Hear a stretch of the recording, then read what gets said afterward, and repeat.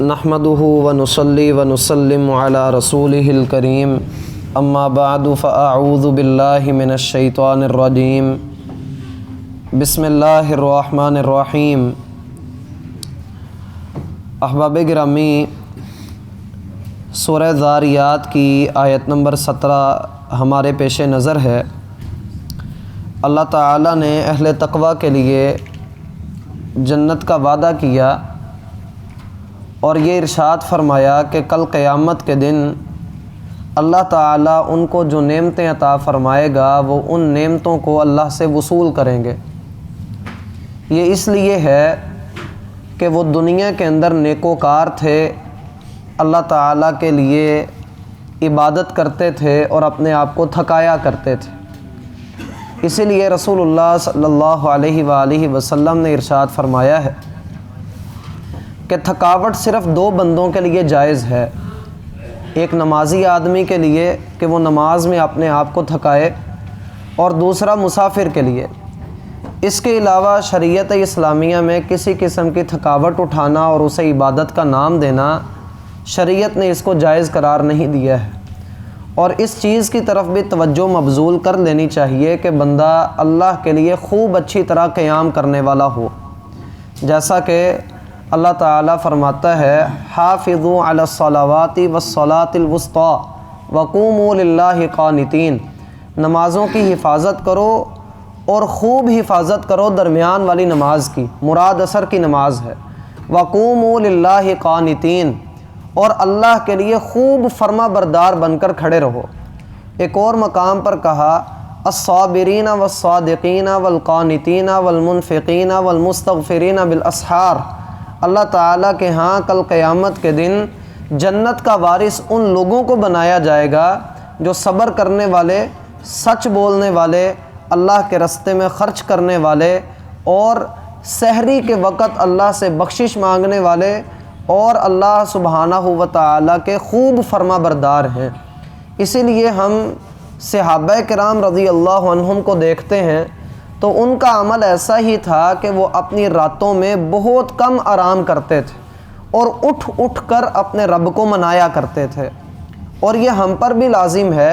جیسے نبی صلی اللہ علیہ وآلہ وسلم نے ارشاد فرمایا جنت کے اندر اللہ تعالیٰ نے ایک خیمہ ایسا تیار کیا ہے جو باہر سے دیکھو تو اس کی خوبصورتی اندر تک نظر آتی ہے، اور اندر سے دیکھو تو اس کی خوبصورتی باہر تک نظر آتی ہے، یعنی اس کا اندر اور باہر ایک جیسا خوبصورت اللہ نے بنایا ہے۔ تو لوگوں نے پوچھا اے اللہ کے رسول صلی اللہ علیہ وآلہ وسلم اس خیمے میں داخل کون ہوگا؟ تو آپ علیہ السلام نے فرمایا لمن اطاب الکلام، جو نرمی سے بات کرتا ہے اور لوگوں کو کھانا کھلاتا ہے، اور جو رات کو نماز ادا کرتا ہے جب لوگ سو رہے ہوں۔ بعض اہل علم نے رات کی نماز سے مراد عشاء کی نماز بھی مراد لی ہے، بعض نے تہجد کی نماز مراد لی ہے، اور دونوں ہی معنی اپنی اپنی جگہ پر درست ہیں۔ عشاء کی نماز کے بعد بندے کی تہجد کا وقت شروع ہو جاتا ہے، افضل وقت رات کا آخری پہر ہے، لیکن اگر کوئی آدمی عشاء کی نماز کے متصل بعد اپنے نفل ادا کر لے، یا رات کے درمیان میں اٹھ کر اپنے نوافل ادا کر لے، یا رات کے اخیر والے حصے میں اٹھ کر نفل ادا کر لے، تو تینوں جگہوں پر اس کی نماز تہجد ہی گنی جائے گی۔ بات سمجھ رہے ہیں آپ؟ اور نبی صلی اللہ علیہ وآلہ وسلم کا طریقہ کار تھا کہ آپ رمضان ہوتا یا رمضان کے علاوہ دن ہوتے، آپ 11 رکعتوں سے زیادہ قیام نہیں کیا کرتے تھے، اور یہ آپ کا قیام بہت لمبا ہوتا تھا، جس میں نبی علیہ الصلاۃ والسلام قرآن پاک کی تلاوت کرتے، جہاں جنت کا ذکر آتا وہاں رک کر اللہ سے جنت کا سوال کرتے، تلاوت کے دوران میں جہاں جہنم کا ذکر آ جاتا وہاں آپ رک کر اللہ تعالیٰ سے پناہ مانگتے، جہاں کہیں اللہ کی تعریف آ جاتی وہاں رک کر اللہ کی تعریف کرتے، اور جہاں کہیں اللہ کی رحمت کا ذکر آتا وہاں پر اللہ کی رحمت مانگتے۔ گویا کہ جیسے سیدنا انس بن مالک، سیدنا عبداللہ بن عمر، سیدنا ابو ہریرہ اور دیگر صحابہ کرام سے منقول ہے کہ وہ کہا کرتے تھے کہ ہم نے نبی علیہ الصلاۃ والسلام کی رات کی نماز کا جائزہ لیا تو آپ نے سورۃ البقرہ مکمل ایک رکعت میں پڑھی، پھر اسی رکعت میں آپ نے سورۃ النساء بھی پڑھ دی اور اسی رکعت میں آپ نے سورہ آل عمران بھی پڑھ دی۔ یہ قریب قریب جو ہے وہ 5.25 سپارے بنتے ہیں، اور ان 5.25 سپاروں میں 286 آیتیں سورہ بقرہ کی ہیں، 200 آیتیں سورہ آل عمران کی ہیں، اور 200 کے لگ بھگ آیات سورۃ النساء کی ہیں۔ تو یہ نبی علیہ السلام نے 700-800 آیات تلاوت کی، اور جہاں جہاں جنت کا ذکر آیا وہاں جنت مانگی، وہاں جہنم کا ذکر آیا وہاں پر اللہ تعالیٰ سے جہنم سے پناہ مانگی، رک رک کر اللہ تعالیٰ کے سامنے سوال بھی کرتے رہے، تعریف بھی کرتے رہے۔ اور یہ ایک رکعت تھی آپ کی، ایک رکعت کی قرات کرنے کے بعد جب آپ رکوع میں گئے تو رکوع بھی آپ کا اتنا ہی لمبا تھا جتنی لمبی قرات تھی۔ سمجھ آ رہی بات کی؟ مقصد یہ ہے کہ بندہ کثرت کے ساتھ اللہ تعالیٰ کے سامنے کھڑا ہونے والا بنے۔ مقصد یہ ہے کہ اللہ تعالیٰ کے سامنے کثرت کے ساتھ رجوع کرنے والا، قیام کرنے والا ہو، اور اپنی راتوں کو اللہ تعالیٰ کے لیے روشن کر لے، اپنی راتوں کو تہجد کے ساتھ مزین کر لے۔ شروع میں یہ بندے کے لیے مشکل کام ہوتا ہے، تو آپ تھوڑے سے آغاز کر لیں۔ جیسے ایک حدیث میں آتا ہے کہ نبی علیہ السلام نے فرمایا جب تم میں سے کوئی رات کے قیام کے لیے کھڑا ہو تو ہلکی رکعتوں سے آغاز کرے، وہ ہلکی رکعتوں سے آغاز کرے، چھوٹی رکعتیں پڑھ لے، زیادہ لمبی رکعتیں نہ پڑھے کہ وہ تھک جائے گا۔ اور ایسی تہجد کوئی فائدہ نہیں دیتی کہ بندہ تہجد پڑھ کے سو جائے اور فجر اس کی رہ جائے، ایسی تہجد بندے کو کوئی فائدہ نہیں دیتی۔ تو بندے کو اپنی رات کو مزین کر لینا چاہیے۔ تہجد بندے کو کب اٹھاتی ہے؟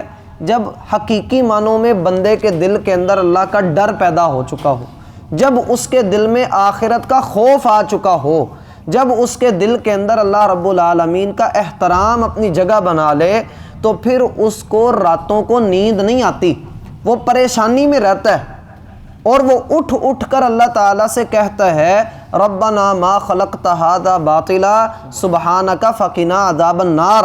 اے اللہ تو نے کچھ بھی بیکار پیدا نہیں کیا، اللہ تو نے اس کائنات کا نظام بیکار نہیں بنایا، اے اللہ تو پاک ہے، عیوب سے مبرہ اور منزہ ہے، اے اللہ خصوصیات، خوبیاں، تمام تر کمالات تیرے ہی ہاتھ میں ہیں اور تیرے ہی لائق ہیں۔ اے اللہ تو ہمیں آگ سے بچا لے، اے اللہ تو ہمیں آگ سے محفوظ فرما دے۔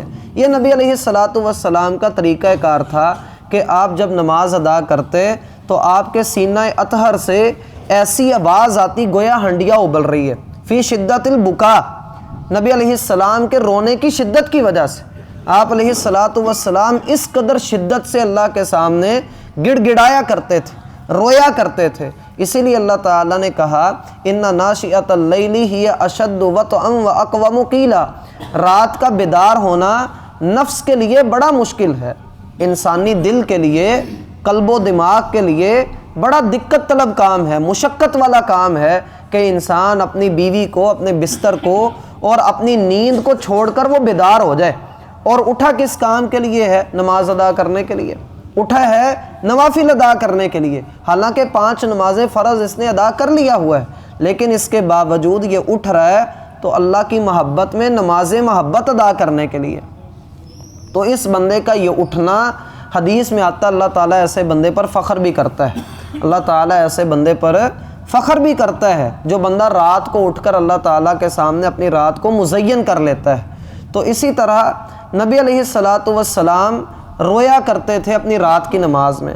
آپ کی رات کی نماز لمبی ہوا کرتی تھی اور 11 رکعتوں سے زیادہ نہیں ہوتی تھی۔ اگر آپ چاہیں تو آپ کم رکعتیں بھی ادا کر سکتے ہیں، لیکن 11 رکعتوں سے زیادہ کرنا نبی مکرم صلی اللہ علیہ وآلہ وسلم سے ثابت نہیں ہے۔ اسی کو ہم رمضان کے مہینے میں جا کر تراویح کا نام دے لیتے ہیں، اسی کو قیام اللیل کہا جاتا ہے، اسی کو تہجد کہا جاتا ہے۔ تو حق یہ ہے کہ بندہ ان رکعات کا اہتمام کرے اور اپنی رات کو صرف آرام میں بسر نہ کر دے۔ اللہ تعالیٰ نے کہا رات کا اٹھنا یقیناً جو ہے وہ بڑا مشقت طلب کام ہے، لیکن بندے کی زبان کو، بندے کی بات کو اللہ پر اثر اسی ذریعے سے بناتا ہے۔ وَأَقْوَمُ قِيلًا، بندے کی زبان کے لیے، بندے کے قول و فعل کے لیے یہ چیز بڑی اکثیر ہے کہ بندہ رات کو اٹھ کر تہجد کی نماز ادا کرے۔ اور جب بندہ تہجد میں اٹھ چکے رات کے آغاز میں یا درمیان والے حصے میں، تو پھر بندے پر لازم ہے کہ بندہ سحری کے وقت فجر سے پہلے بھی بیدار ہو۔ اگلی آیت میں اللہ تعالیٰ نے یہی کہا، آیت نمبر 18 میں وَبِالْأَسْحَارِ هُمْ يَسْتَغْفِرُونَ، اور سحری کے وقت تو وہ اللہ تعالیٰ سے بخشش مانگتے ہیں۔ جیسا کہ حدیث میں ہے، نبی علیہ الصلاۃ نے فرمایا تم میں سے کوئی کسی ایک کی رات کے کسی بھی وقت میں آنکھ کھلے اور وہ کہے لا الہ الا اللہ وحدہ لا شریک لہ لہ الملک و لہ الحمد وہو علی کل شیء قدیر، سبحان اللہ والحمد للہ ولا الہ الا اللہ واللہ اکبر ولا حول ولا قوۃ الا باللہ العلی العظیم رب اغفر لی۔ جو بندہ یہ کلمات کہے اور یعنی پورا کلمہ کہنے کے بعد یہ کہہ دے رب اغفر لی، اے میرے رب مجھے بخش دے، تو اللہ تعالیٰ اس کی دعا کو قبول کرتا ہے۔ اور اس کے علاوہ بھی جو کوئی دعا وہ مانگنا چاہے تو اللہ تعالیٰ اس کی دعا کو قبول کر لیتا ہے۔ تو اگر بندے کی آنکھ رات کو کھلتی ہے تو بندے کو چاہیے کہ بندہ لازماً اللہ تعالیٰ سے دعا کرے، اور چاہے بستر پر لیٹا لیٹا ہی دعا کر لے، لیکن کرے ضرور اللہ سے دعا۔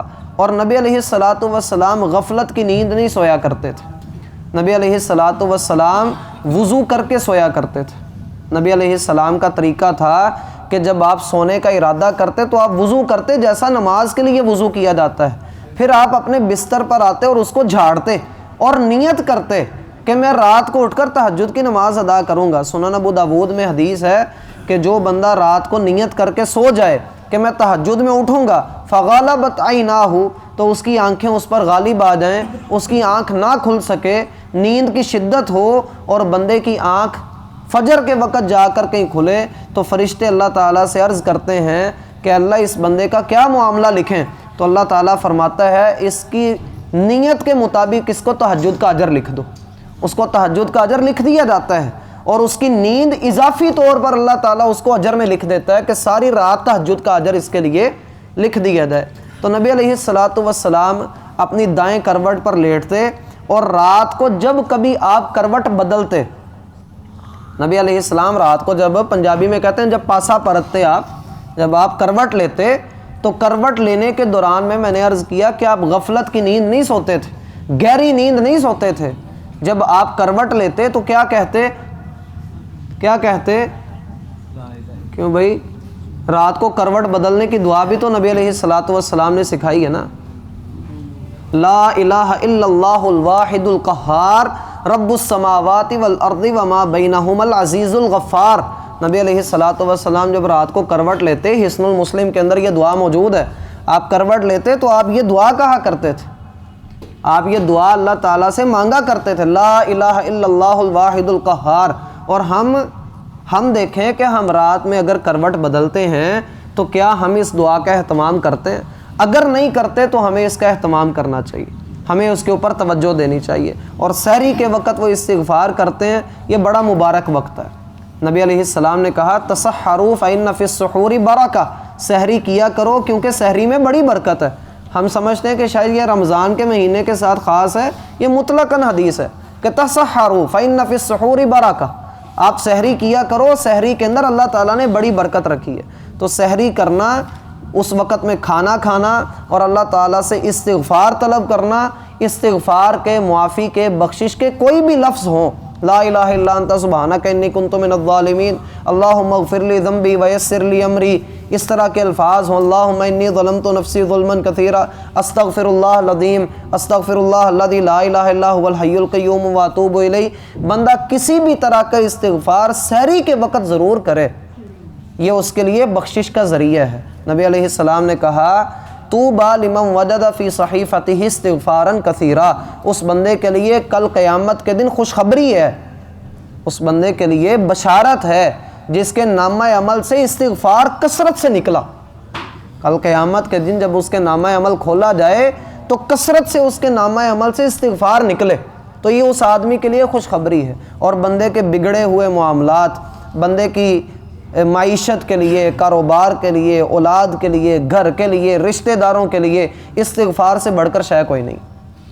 استغفار بہت اعلیٰ چیز ہے، اور بندے کی خواہشات کو، تمناؤں کو، دعاؤں کو اللہ تعالیٰ استغفار کے بدلے میں قبول فرماتا ہے۔ اللہ تعالیٰ ہماری دعاؤں کو قبول کرے اور ہمیں اپنی راتوں کو مزین کرنے کی توفیق عطا فرمائے۔ اقول قولی ھذا استغفر اللہ لی ولکم ولسائر المسلمین واستغفروہ انہ هو الغفور الرحیم۔ دعا پڑھ لیجیے۔ سبحانک اللہم و بحمدک اشہد ان لا الہ الا انت استغفرک و اتوب الیک۔